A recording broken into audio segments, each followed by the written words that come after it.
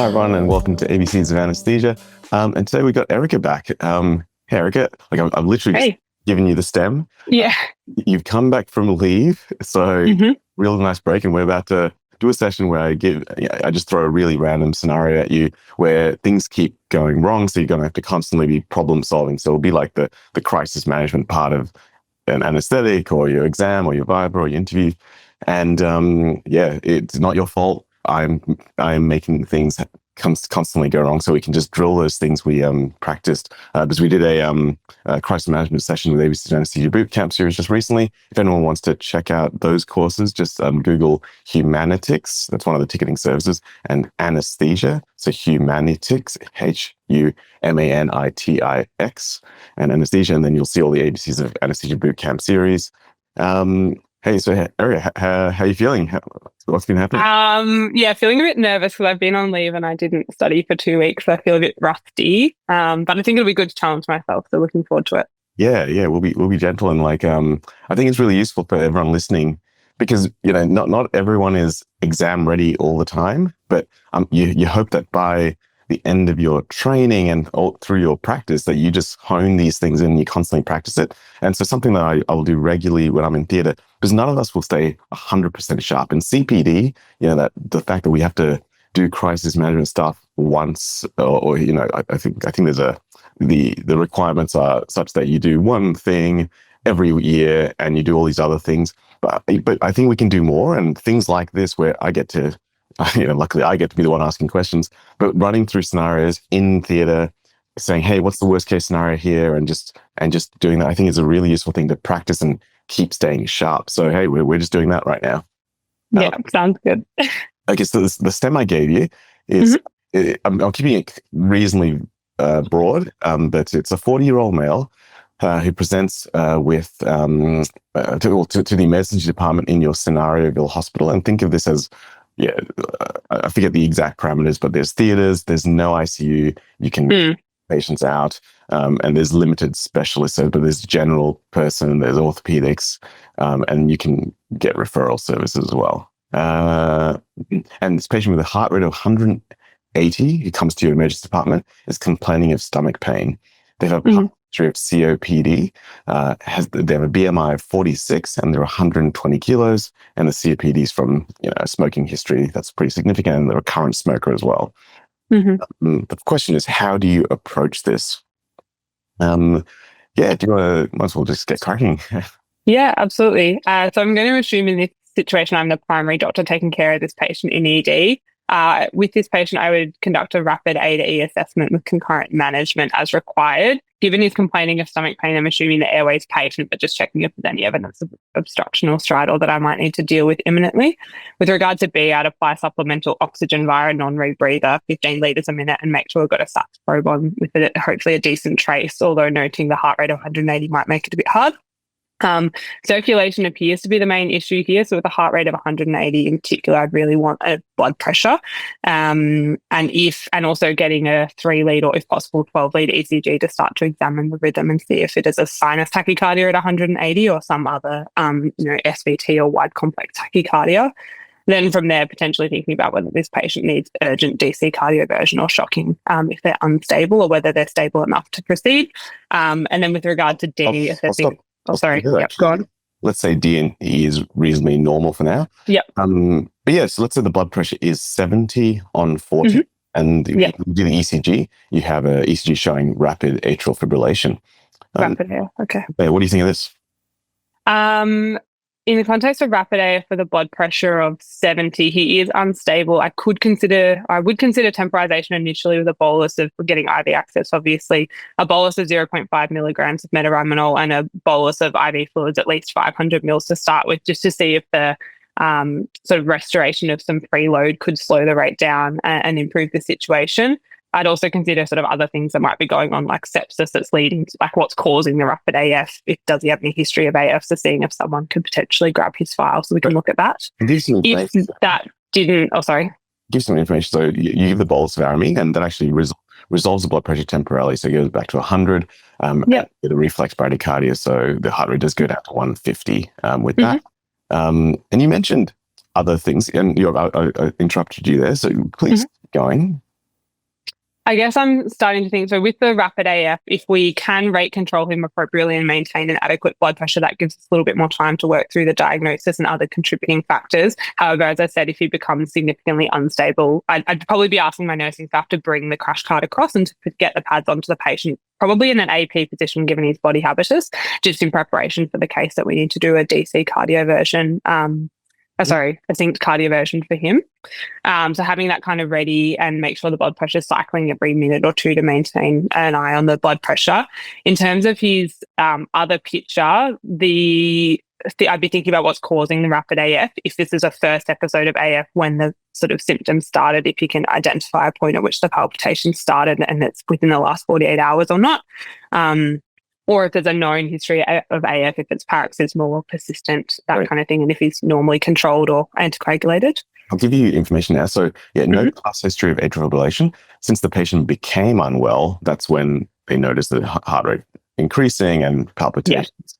Yeah. You do get all the equipment you wanted for the sync reversion if you need. And because you mentioned aramine, so you're running an aramine infusion to maintain a blood pressure of 100. So you're running, let's say, 5 to 10 milligrams an hour to maintain that. Yeah. It's still rapid AF. You did mention causes, and you mentioned sepsis. What would you investigate that? So I'd be thinking about sort of the signs and symptoms of sepsis. So getting a little bit more history about when this abdominal pain started, if that kind of preceded everything, history of fevers, feeling unwell, lethargy, shortness of breath, dyspnea, particularly history of COPD, if this is maybe some kind of infective exacerbation or pneumonia. Sorry, my dog's whining in the background. Ignore him. And obviously getting the rest of the vital signs, including temperature, rest rate, oxygen saturations would give me a better picture. I think I'd have a low threshold to just assume sepsis and start treating. So doing the sepsis bundle of blood cultures, IV antibiotics, IV fluids, lactate, and inserting a catheter to monitor urine output. Yeah, how'd you get lactate? On a VVD or AVG. So you do the venous gas, you get the lactate is raised, and this all looks like it's abdominal sepsis to you. So you've got a fever of 40, that's over the last 24 hours, let's say, and also tender abdomen in the lower left quadrant. You take all the blood samples that you need, and now you are concerned that this is an initial septic picture was to cause this atrial fibrillation. Good. So you institute that management, and that's all good. What else might you want to look at on the blood gas? So in general, I'd look at pH, if it's a venous gas, and just the PCO2, the lactate, the bicarb, and basic cess. And then also looking at the hemoglobin if I was worried about bleeding, although in this situation, it seems like it's more of an involving abdominal sepsis that may require surgical intervention once stabilized. Anything else in the context of the heart rate? Context of the heart rate. Oh, sorry, the electrolytes would be really important. So I'd be looking particularly at the potassium, as well as the sodium and calcium. Potassium. Anything else? Any other electrolyte specifically? What do you get? You get sodium, you get chloride, you get calcium. Let's say you had another blood test that you can get. If I get a CMP, I'd look at the magnesium in particular. Your potassium is 3.8 and your magnesium is 0.7. Yeah, so they could both do with some supplementation. So I'd start some intravenous mini bags of both potassium and actually magnesium. You could just give a slow bolus, mindful of the blood pressure, let's say 10 to 20 millimoles. And then the potassium, I'd run sort of 2 mini bags over the next 2 hours as a sideline. Let's say you do all these things and that's all done safely. You get the potassium to the right level, magnesium to the right level. And your aramine requirements really are increasing. Up to 30 mils an hour, so 50 milligrams an hour of aramine to maintain a blood pressure above 90. Yeah. What do you do? So I would hope that before this had happened, I'd also been communicating with the general surgeons in scenario, particularly given the abdominal sepsis, left lower quadrant tenderness. I'd be concerned about something like a perforated diverticulitis plus or minus collection. So making sure that they're able to come in, or if they're able to come in and assess the patient and start planning for surgical management, particularly if that control of sepsis is going to be the main thing that's going to get the AF under control. In terms of the blood pressure, if I noticed that the aramine requirements were increasing, I'd start to think about other vasopressors that we might need, including noradrenaline, and whether I need to prepare for a central line. I would hopefully have already inserted an art line earlier as well when we had to sort of in the initial management, once we had a moment to insert an art line. Let's say insert the central line, got the art line, and you're running NORAD, and you're it sounds like 10 mics per minute is what you seem to need to maintain a blood pressure of 90. So where you're absolutely getting theatre ready, you agree that it's probably a perf diverticulitis. Yeah. And also the other thing I guess I'd need to consider, I did give the patient antibiotics, so have I worsened this by somehow causing an anaphylaxis on top of his rapid AF and sepsis? So keeping an eye out for other signs such as mucocutaneous signs or development of stridor or angioedema. Nothing at all. Yeah. Okay. And so I've done the sepsis bundle, including the empirical antibiotics, which for abdomen would probably be either Kep and Met or Piptaz. Do you want to DC revert this patient? I probably would at this stage. Sorry, I did say earlier if he became more unstable. So I'd probably plan to do a DC cardioversion. The only other options would be medical therapy with something like digoxin or amiodarone, but it's probably going to be too slow. Okay, let's say you DC revert. How do you DC revert? So you get the defib pads onto the patient and then you put it into the synced mode, and you want the syncing markers to be on the QRS complex. So in rapid AF, we're still going to have a QRS complex.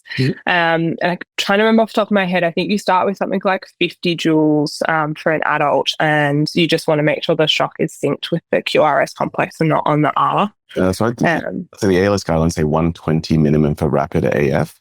Okay. You get the advice from cardiologists, and when we do this, it's always we just go straight to 200 in the elective situation. So go straight to that. So let's say you do a safe, we call soaked DC reversion, sync, and away, charging, everybody clear, and then look at the rhythm and discharge, make sure it's all synced. But you don't get any benefit from the first shock. It's still rapid AF. What do you do next? So I've already gone up to 200 joules for the first shock. Yep. Yeah. You can repeat it again at 200 joules. I can't remember off the top of my head how much higher it goes, maybe up to 250. Depends on the machine. Max is on 200 with this one. So you could repeat the shock. The other thing I would give is some kind of sedation or anxiolysis or amnestic to the patient whilst I'm shocking them. So I wouldn't just do it with him conscious. I'd probably give him a little bit of Mendaza or a little bit of ketamine just prior to the shock. Sounds good. You do so. Second shock fails as well. I'd need to look at the algorithm, to be honest, remember, but I think you could go again for a third shock. At that point, I'd probably be calling for advice from retrieval or cardiology saying, look, we're attempting this and we're not succeeding with rising NORAD requirements. Great. So it's what you've already said. So you were correct in saying you generally do 3 shocks, but you still haven't got a benefit. And it sounds like this is going to be caused by the septic picture. So, what's the harm of repeated shocks in this situation? I guess you're not doing the patient any benefit, and every time you shock, you're probably giving some medication that potentially could worsen the situation. I chose ketamine for minimal impact on hemodynamics, but you're just causing unnecessary pain to the patient without improving the situation. Any other things that could be dangerous about repeated shocks? I guess you have the risk of burns or, electrical, I don't know. And there's a thought of you're giving a lot of electricity to the body, the heart, and at a certain point, you're probably damaging myocardium as well. Causing ischemia or something. Right. So you do call for assistance and say, look, with a septic picture, you've given it 3 good goes. Chances are this is not going to be remedied just from electricity. You decide you're going to have to just deal with this picture that you've got who's pretty unstable. And unfortunately, the scenario is an emergency. So you get up for emergency laparotomy. Let's say you do everything you need for the setup. So you've got everything you need, all the equipment, assistance, machines all checked, all that kind of stuff. So it's not going to be about that. What is your induction for this patient? Tell me the dose.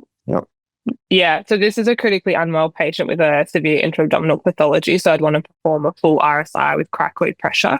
I also haven't assessed his fasting status, but I'm just going to assume by nature of this abdominal pain history that he's going to be treated as unfasted.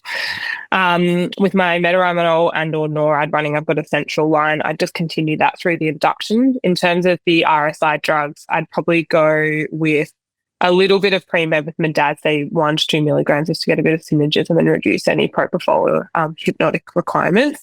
I would give alfentanil.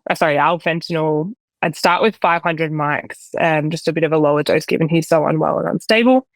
I give rocuronium, probably 120 to 150 for him because of the body habitus, and I want a higher dose in the unwell patient. And I would use ketamine initially, sort of a dose of maybe 80 to 100 milligrams, further titrated if I needed for hypnosis, and then a very small amount of propofol, something sort of like 30 to 40 milligrams in addition to that, just enough to get him off to sleep. Sure. And then perform the RSI. Sounds good. Look, I'd suggest that in this case, even the 1 to 2 mid-DAS and the ketamine dose you had, that's probably all you need. Probably enough. I would just have the propofol there as that last little bit if I need, just to close the eyes. Sure. And if the eyes, like the whole thing of ketamine, the eyes don't close, I'd be very happy just to wear that, because that 30 of propofol, I don't know, in a really sick patient, that could be everything. Your small dose is fine. So that's good. You do that, and it's pretty much, let's say you're taping the tube in, everything's gone well with the airway at least, and then the blood pressure drops to 60. What do you do? Yeah. So my immediate management would be increasing the rate of the NORAD. So if we're at 10, I'd sort of bump it straight up to 20, and I would still give a bolus of metaraminol 0.5 milligrams and open up the IV drip. Hopefully before all this, I got 2 large IV cannulae to make sure the fluids are running. And then recycle the blood pressure and check all the other monitors, including end tidal CO2 and things like that, to make sure we're still maintaining some degree of output. And then, I guess checking airway, which sounds like that's okay, and making sure my ventilation parameters are appropriate whilst temporizing the blood pressure. And then assuming it's probably most likely the response to my induction agents, I would assume that it would improve following these maneuvers. But if it continued to be persistently low, I'd start thinking about other differentials, like whether there is some kind of anaphylaxis or something else going on. Great. It's most likely going to be the induction anesthetic. Let's say rule out anaphylaxis. Is there? Yeah, good. So that seems like the most likely thing. Let's say, what's your maintenance for this anesthetic?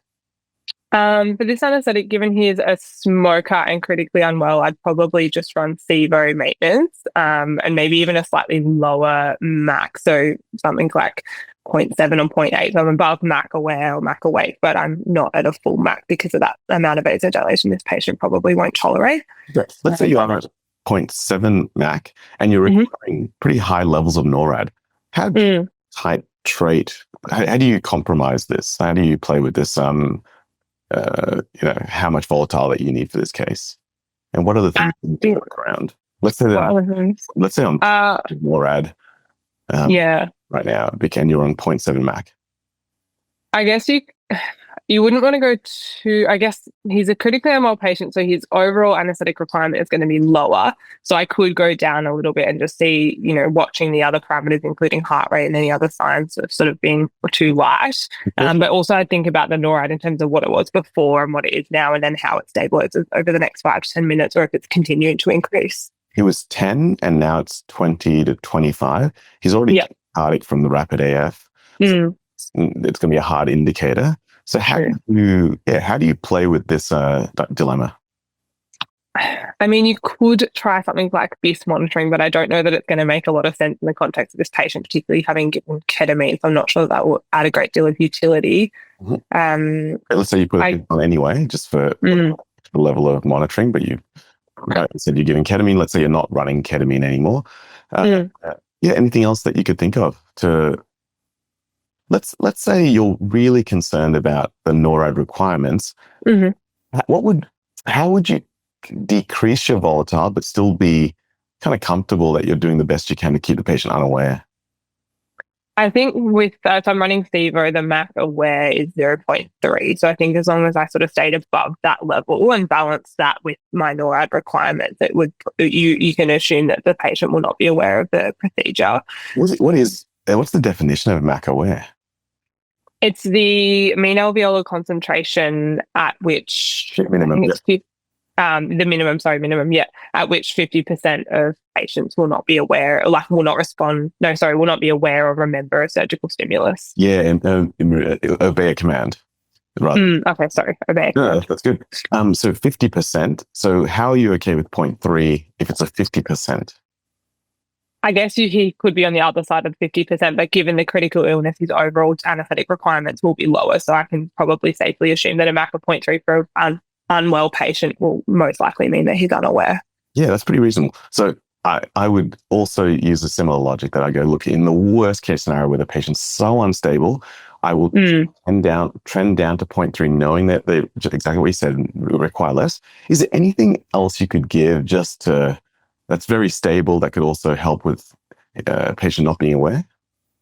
Or something like more Medaz or fentanyl as well, to sort of be synergistic with your anaesthetic requirements. Or you could run, like, I don't know that running a bit of mixed Tiva and Viva would necessarily be beneficial for him, so I probably would avoid propofol. But yeah, that would just dump the blood pressure again. So something similar. I'd definitely I'm so worried about this patient being aware, and I'm really titrating this volatile down to a crazy level. So I'd probably give midazolam. I might run a very low dose of ketamine. I'd give, definitely opioids will decrease MAC requirements. So yeah, those are all things that I'm going to do. By the way, I'm making this far trickier than any RGA exam. Okay. So that's that at the point here. So we've taken you to the really tricky end of things where you've now got to compromise awareness and the patient's cardiovascular system, and that's a massive dilemma. And that's good logic around it.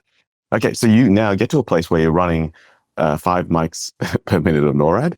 Patients like 0.5 MAC, so you're pretty happy with things, and they've had midazolam, and the biz is the biz is 40. So everything looks kind of balanced at this point. Just in the next 10 minutes, so let's say the patients, the surgeons have started, laparotomy is in progress. Yeah. And then you notice that the sats, which were on an FI of 60%, were 90%. Now the saturations fall to, say, 83% over the next 3 minutes or so. What do you do? Okay.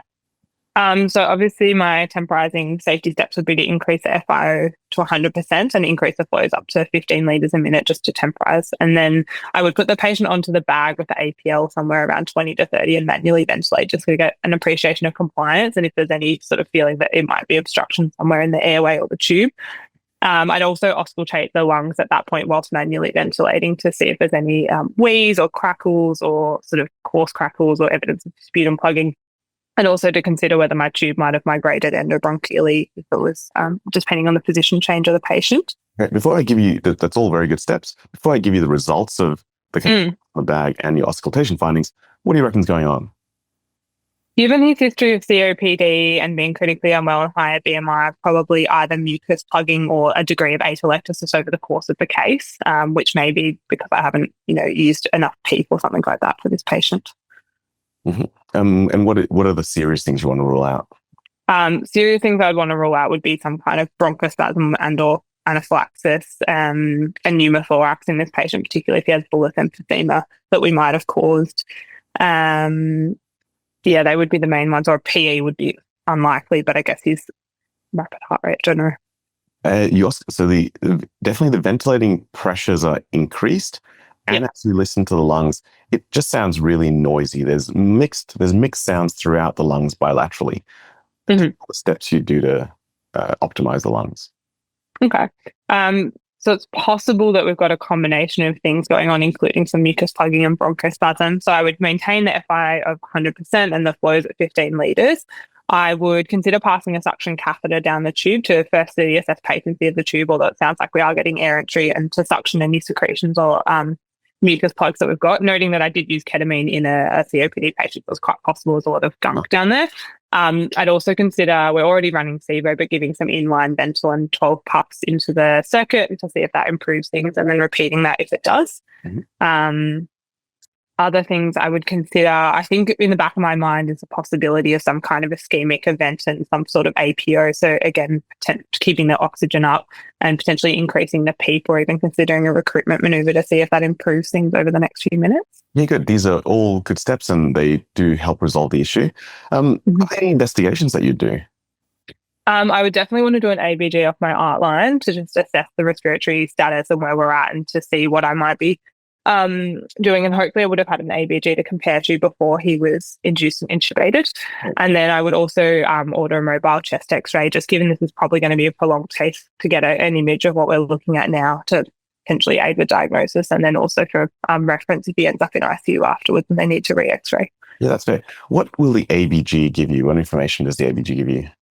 So again, you get pH, but then the ABD will give you PaO2, and then you can compare that to your FiO2 and sort of make an assessment about how well the patient's gas exchange is occurring. Then we can recompare the lactate and make success. Let's talk about the oxygen. How do you relate FiO2 to the PaO2?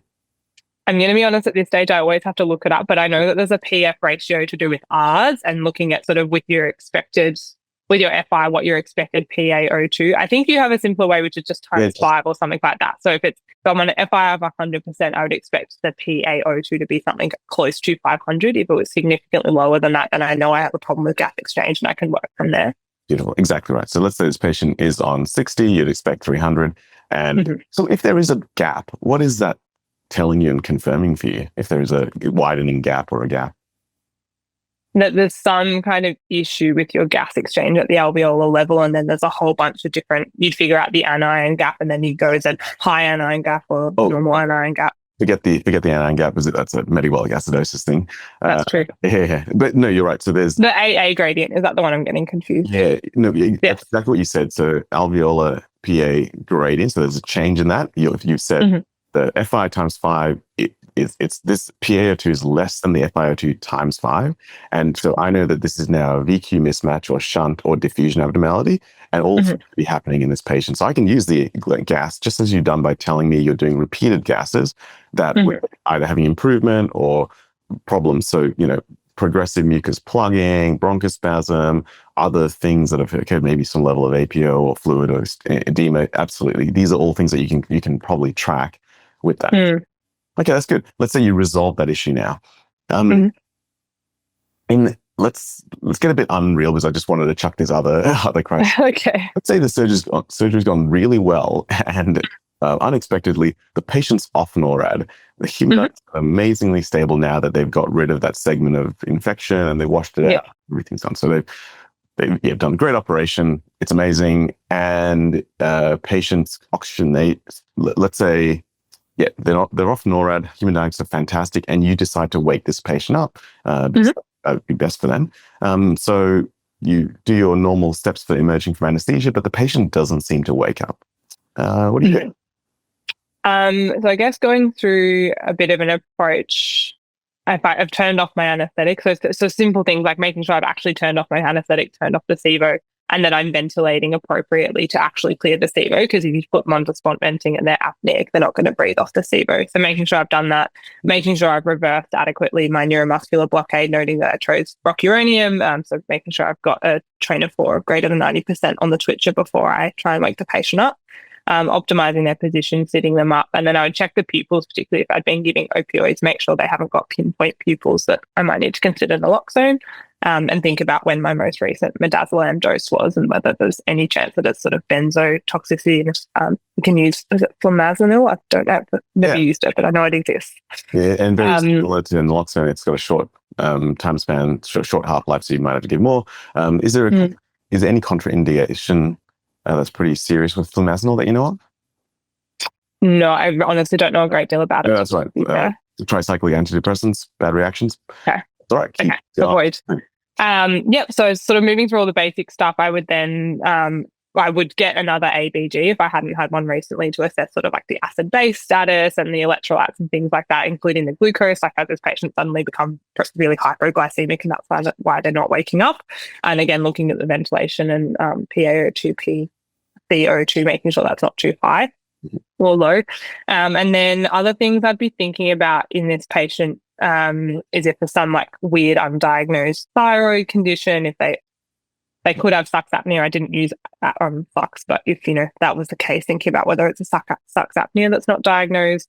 I would also be worried, given the rapid AF that we had at the start, about a potential stroke or intracranial hemorrhage. So I'd be working my way through the algorithm, but heading towards potentially a CT, brain, plus minus stroke, sort of flow images as well, if I was really worried and couldn't find another source.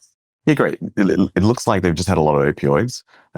Give a bit of naloxone and they wake up. So you decide to just keep them intubated and take them to ICU. But your format, so this is looking at physiological, which you check your oxygenation, your blood pressures, all the normal vital signs. You check your the other physiology, which is your ABG, that gives you your glucose and sodium. And then you looked at pharmacological stuff. You can reverse muscle action, train of 4 greater than 0.9. Fantastic. Make sure the volatile is actually off. The other drugs you gave, you mentioned the benzos and opioids. And then finally, is this a stroke? Is this something? And you gave me good reasons for that in this context as well. Fantastic. That's the end of the Viva. Oh, okay. Good.